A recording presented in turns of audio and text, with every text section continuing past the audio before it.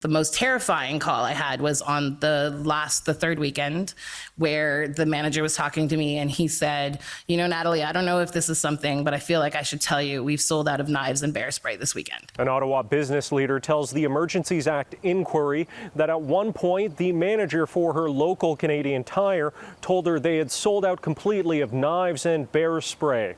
Under cross-examination from an attorney for convoy organizers, Natalie Carrier says she has no way of knowing who bought them, but it speaks to the environment felt by some residents. It almost felt like you were in something like the Purge, because though I didn't often see direct acts of violence, there was a certain chaos on the streets, and that feeling of chaos and rule breaking and law breaking gradually increased as things progressed. Zexi Lee is the lead plaintiff in the class action that stopped the honking, at least temporarily.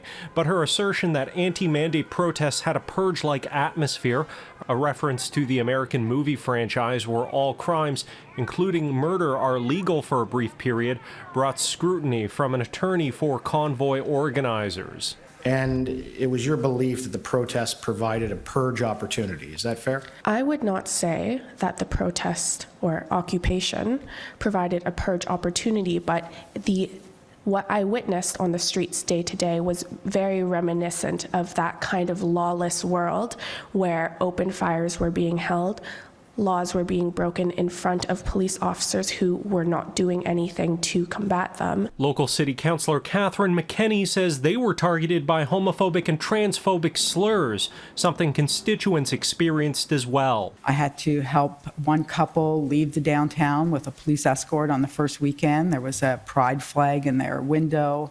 Their apartment was targeted. Somebody had defecated on the back step.